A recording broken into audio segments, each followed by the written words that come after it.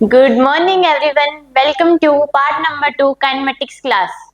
Continue करते हैं हम इसको। ठीक है, हमने कल पढ़ा था कि प्रोजेक्शन वेलोसिटी क्या होती है और किसी जब बॉल को हम ऊपर वेलोसिटी मतलब किसी भी पर्टिकुलर कोई भी वेलोसिटी जैसे 40 metre per second, 20 metre per second, तो कितने टाइम बाद वेलोसिटी जीरो जाती है उसकी, और ऊपर फेंकते तो 10 मीटर पर सेकंड से डिक्रीज हो जाती है, और जब ऊपर से नीचे फेंक रहे हैं बॉल को तो 10 मीटर पर सेकंड से क्या होती है, इंक्रीज हो जाती है वेलोसिटी। ठीक है, तो इसमें ये लिखा गया है कि during upward motion velocity decrease by 10 metre per second in every 1 second, and during downward motion velocity increases by 10 metre per second in every 1 second. इसका मतलब क्या है, देखो जब किसी बॉल को हम ऊपर फेंक रहे हैं, जैसे इस बॉल को मैंने 40 मीटर पर सेकंड से ऊपर फेंक दिया, तो 1 सेकंड बाद इसकी वेलोसिटी क्या हो जाएगी, जब ऊपर फेंक रहे तो डिक्रीज हो जाती है, यानी कम हो जाती है। कितनी? 30, यानी 10 मीटर पर सेकंड से घटती है ऊपर फेंकते हैं तब। एसिलेशन ड्यू टू ग्रेविटी तो नीचे लगता है बॉडी के डाउनवर्ड, और बॉडी कहाँ फेंक रहे हैं, ऊपर, तो डिक्रीज हो जाती है। कितनी? 10 मीटर पर सेकंड से। देखो 40 मीटर पर सेकंड से फेंकी हमने, 1 सेकंड बाद कितनी होगी इसकी? 30 मीटर पर सेकंड। फिर नेक्स्ट अगली सेकंड में कितनी जाएगी? 20 मीटर पर सेकंड। और फिर नेक्स्ट अगली सेकंड में कितनी जाएगी? 10 मीटर पर सेकंड। और फिर क्या हो जाएगी? ये जीरो। तो इसको कितना टाइम लगेगा? देखो 40 से 30 होने में कितना लगा? 1 सेकंड। 30 से 20 होने में 2 सेकंड, और 20 से 10 होने में 3 सेकंड, और 10 से 0 होने में 1 सेकंड, यानी 4 सेकंड। अगर हम 40 मीटर पर सेकंड से किसी बॉल को फेंक रहे हैं ऊपर, तो उसको कितने टाइम बाद उसकी वेलोसिटी जीरो हो जाएगी? 4 सेकंड में। अभी देखो जब बॉडी नीचे फेंकते हैं, अब ये बॉल यहाँ से नीचे आएगी तो अब क्या आएगी? पहले 0 थी, 10 10 करके क्या बढ़ जाएगी, इंक्रीज जाते हैं, नीचे आती है बॉल। तो देखो पहले 0 थी, अब 10 होगी 1 सेकंड बाद, फिर 10 से क्या हो जाएगी? 20 दूसरी सेकंड में, 20 से 30 जाएगी 3rd सेकंड में, 30 से 40 जाएगी 4th सेकंड में। ऊपर जाने में भी 4 सेकंड लगी, इसको नीचे आने में भी 4 सेकंड लगी। हमने 40 मीटर पर सेकंड से बॉल को फेंका था, अब 4 सेकंड बाद 0 से वेलोसिटी भी क्या हो जाएगी इसकी? 40 मीटर पर सेकंड। यानी जिस वेलोसिटी से, जो उसकी प्रोजेक्शन वेलोसिटी, फेंकने की वेलोसिटी थी, वो किसके बराबर हो जाएगी?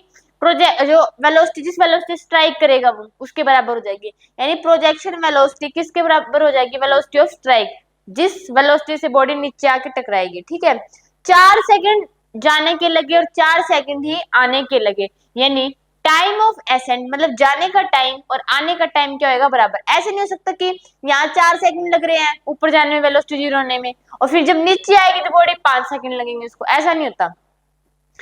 यहाँ 40 मीटर पर सेकंड है तो स्ट्राइक भी किससे जाएगी? वो 40 मीटर पर सेकंड से। 4 सेकंड जाने के लगे तो 4 सेकंड ही आने की लगेंगी। यही बात यहाँ लिखी हुई है कि time of ascent is equal to time of descent, मतलब जितना टाइम जाने का लगेगा बॉडी को उतना ही टाइम आने का लगेगा। ठीक है, वेलोसिटी ऑफ प्रोजेक्शन, जिस वेलोसिटी से हम बॉडी को फेंक रहे हैं उसी वेलोसिटी से क्या आएगी? बॉडी स्ट्राइक करेगी, नीचे टकराएगी। ठीक है, at a particular level upward speed is equal to downward speed. किसी भी पर्टिकुलर लेवल पे देख लो आप, किसी भी पर्टिकुलर लेवल, जैसे कि देखो यहाँ पे t इज इक्वल टू 1 पे और t इज इक्वल टू 7 पे, आपने कोई भी रैंडम उठा लिया, जैसे t is equal to 1, t is equal to 7। ऐसे नहीं है कि यहाँ पे 30 है और हमारे पास यहाँ पे 20 मीटर पर सेकंड, गलत है। यहाँ 30 metre per second upward speed है इसकी, तो यहाँ पे 30 metre per second downward speed है।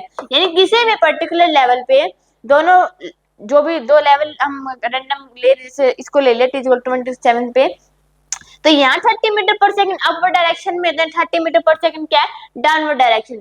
अब इसको मान लो जैसे t इज इक्वल टू 3 और t इज इक्वल टू 5, यहाँ पर क्या है? Velocity 10 metre per second.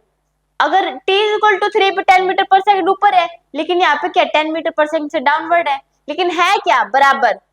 ठीक है, बोला भी गया है कि स्पीड क्या है? डाउनवर्ड स्पीड के बराबर। स्पीड तो स्केलर क्वांटिटी होती है, डायरेक्शन तो मैटर नहीं करती। तो आप इन दोनों का मैग्नीट्यूड देखो, है तो क्या दोनों जगह 10 ही है ना। ठीक है, तो किसी भी पर्टिकुलर लेवल पे वेलोसिटी क्या रहेगी? सेम रहेगी। ठीक है, ऐसे नहीं है कि यहाँ पे 20 हमारे पास यहाँ 10 हो जाएगी, ऐसा नहीं होता। ठीक है, तो इसमें आपको पता है कितनी सेकंड लगी थी? 4 सेकंड।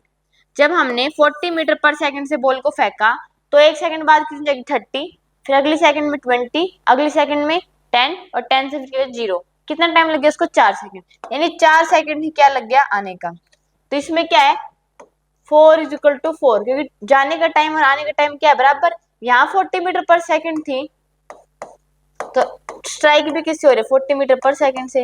ये तो किसी भी लेवल के लिए देख लो सेम आएगी, ठीक है। और इस टाइम के जाने को और आने को, यानी time of ascent plus time of descent, यानी जाने का टाइम और आने के टाइम को कंप्लीट T1 मतलब प्लस T2 क्या बोलते हैं टाइम ऑफ फ्लाइट। मान ले टाइम ऑफ एसेंट कितना था 4 सेकंड है जाने का टाइम, प्लस आने का टाइम कितना है यानी 4, इसको बोलते हैं हम टाइम ऑफ फ्लाइट।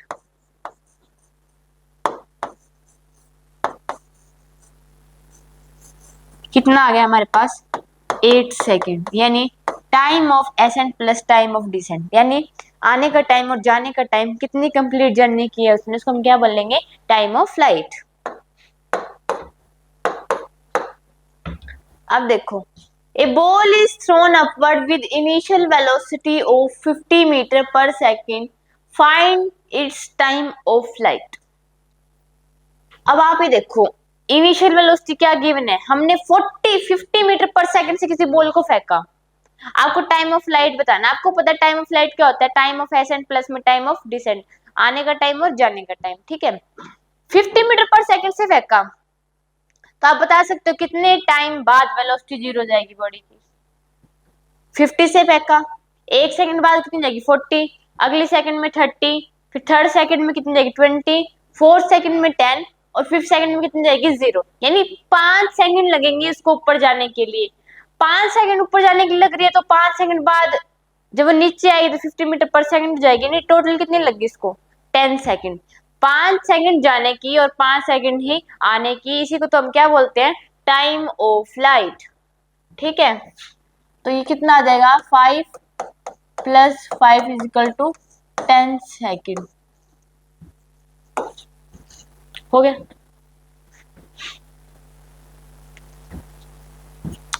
बस ऐसे ही माइंड में सोच के करना आना चाहिए, कितने से फेंकी इतने टाइम वेलोसिटी बाद, इतने टाइम बाद वेलोसिटी जीरो जाएगी, आने में इतना टाइम लगता, जाने में इतना, यानी 5 जाने की लग रही तो 5 आने की, कंप्लीट टाइम ऑफ फ्लाइट कितना होगा 10 सेकेंड, ठीक है। A ball is thrown upward vertically upward with some velocity, its time of flight is 6 seconds, find its projection velocity।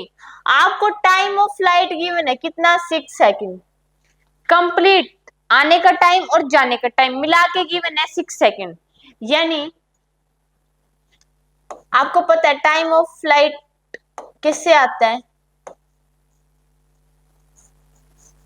Time of ascent plus time of descent, है ना।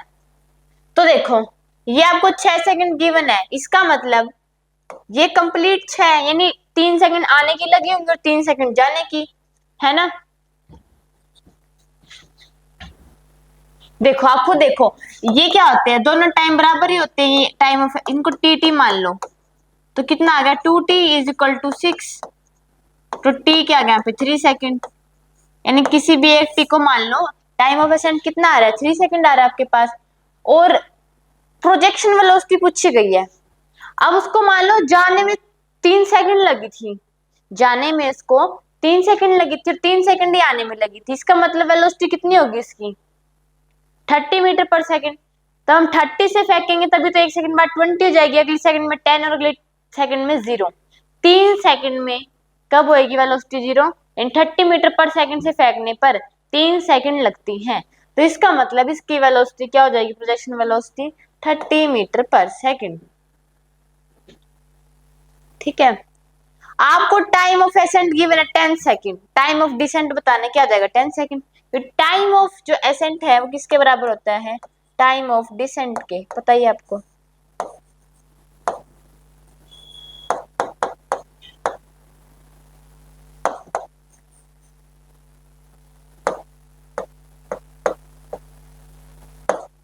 ठीक है, a body is thrown upward with projection velocity of 40 metre per second, find its velocity of strike. आपको projection velocity given है हाँ 40 metre per second, आपको बतानी है वेलोसिटी ऑफ स्ट्राइक कितनी होगी, मतलब 40 मीटर पर सेकंड से फेंक रहे हैं तो उसकी टकराने की वेलोसिटी कितनी होगी, सेम ही होती है, जितनी से फेंकते हैं उतनी सी टकराती है, 40 मीटर पर सेकंड आ जाएगा। आगे बात समझ, चलो आगे। ये टी एफ का मतलब क्या है? Time of flight, T1 plus T2, यानी आपको कोई दो टाइम गिवन है तो उससे आप टाइम ऑफ फ्लाइट बता सकते हैं। तो टी एफ कैसे निकालते हैं? T1 प्लस T2, जो आपको दो टाइम गिवन होते हैं। और इसको निकालने का फॉर्मूला क्या है? 2u/g। जितनी वेलोसिटी आपको गिवन हो यहाँ पे h मैक्स, अगर आपसे मैक्सिमम हाइट पूछ ले कितनी है इसकी, मैक्सिमम हाइट कितनी है, तो कितनी आ जाएगी? u²/2g। देखो 40 मीटर पर सेकंड से फेंक रहे हैं, आपको तो पता है कि 4 सेकंड बाद वेलोसिटी 0 जाएगी और 4 सेकंड ये आने में लगेंगे। अब आपसे अगर आपको 4 सेकंड, हमें वैसे तो पता चल गया कि 4 सेकंड बाद वेलोसिटी 0 जाती है, लेकिन इस फॉर्मूले की हेल्प से भी निकाल सकते हैं। कैसे? 2u/g। u वेलोसिटी कितनी है उसके पास? 40, g की वैल्यू कितनी है? 10। कितना आ गया ये? 8 सेकंड। टाइम ऑफ फ्लाइट आपके पास आ रहा है 8 सेकंड, तो टाइम ऑफ एसेंट कितना होगा? 4 सेकंड। और टाइम ऑफ डिसेंट कितना आएगा? 4 second. Complete time of flight आ गया ना आपके पास, तो सही तो आ रहा है, 4 4 8 होते हैं। ठीक है, एच मैक्स पूछ लिया आपने, मतलब मैक्सिमम हाइट कितनी होगी इसकी, तो u²/2g होता है। u का कितना अपने पास? 40 का स्क्वायर। 2g कितना होता है? 2 इंटू में 10, 0 से 0 कैंसिल, 2 80 मीटर।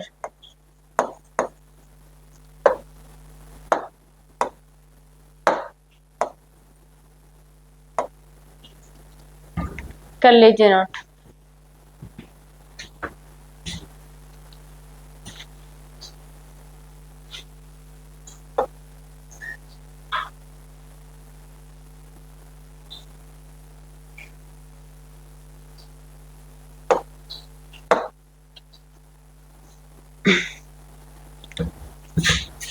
एक क्वेश्चन गिवन है आपको,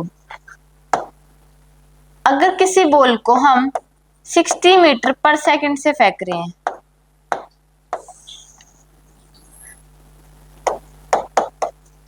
तो ये बताइए कितने टाइम बाद इसकी वेलोसिटी 0 होगी? कितने टाइम बाद इसकी वेलोसिटी 0 होगी?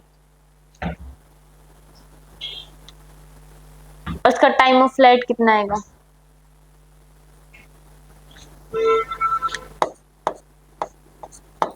एक तो बता दो आप इसमें time of flight.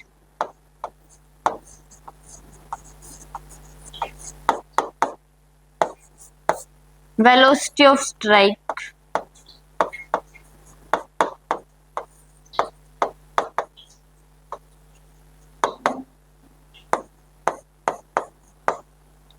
H max, बताओ।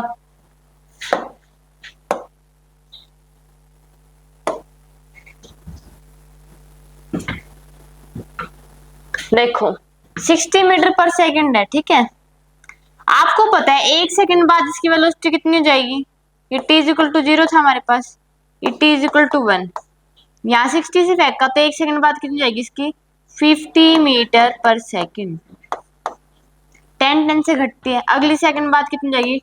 40 मीटर पर सेकंड। 1 सेकंड यहाँ लग गई, 2 सेकंड यहाँ लग गई, ठीक है, 2 सेकंड बाद अब 3 सेकंड, थर्ड सेकंड में कितनी जाएगी? 30, और फोर्थ सेकंड में कितनी जाएगी? 20, अगली सेकंड में कितनी जाएगी? 10, पांचवी सेकंड, और फिर 10 से 0 6 सेकंड में। यानी जब हम 60 मीटर पर सेकंड से किसी बॉल को फेंक रहे हैं, 6 सेकंड बाद उसकी वेलोसिटी कितनी हो जाती है? 0। तो टाइम ऑफ एसेंट हमारे पास कितना आ गया? 6 सेकंड। ठीक है, अभी 0 से नीचे 10 10 करके बढ़ती है, पहले 10 मीटर पर सेकंड, अगली सेकंड में कितनी जाएगी? 20 मीटर पर सेकंड, अगली सेकंड में 30 मीटर पर सेकंड, और अगली सेकंड में 40 मीटर पर सेकंड, अगले में कितनी जाएगी? 50 मीटर पर सेकंड, और फिर यहाँ पे आ जाएगी 60 मीटर पर सेकंड। ठीक है,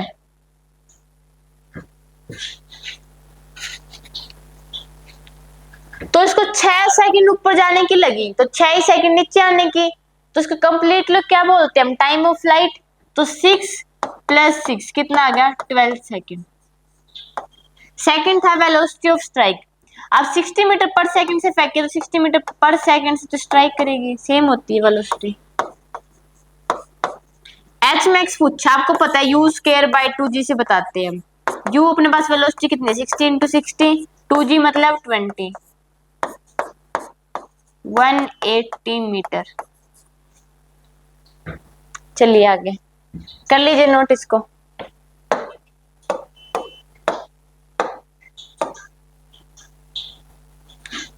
A ball is thrown vertically upward with some velocity. It lies at a particular level at t is equal to 6 and t is equal to 12.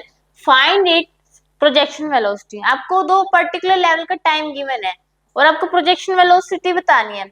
अभी हमने पढ़ा था TF क्या होता है, T1 प्लस T2। हमको दो टाइम भी गिवन है 6 प्लस 12, तो कंप्लीटली टाइम ऑफ फ्लाइट कितना आ रहा है 18 second. Complete time of flight कितना आ रहा है 18 सेकेंड। इसका मतलब टाइम ऑफ एसेंट कितना है 9 सेकेंड और टाइम ऑफ डिसेंट क्या है 9 सेकेंड। अगर टाइम ऑफ एसेंट 9 सेकेंड, इसका मतलब क्या है कि बॉडी की वेलोसिटी, कुछ वेलोसिटी जो थी उसको 0 होने में 9 सेकेंड लगती है। तो अब ये सोचिए कि 9 सेकेंड कब लगेंगे, कितनी वेलोसिटी से फेंका जाए कि बॉडी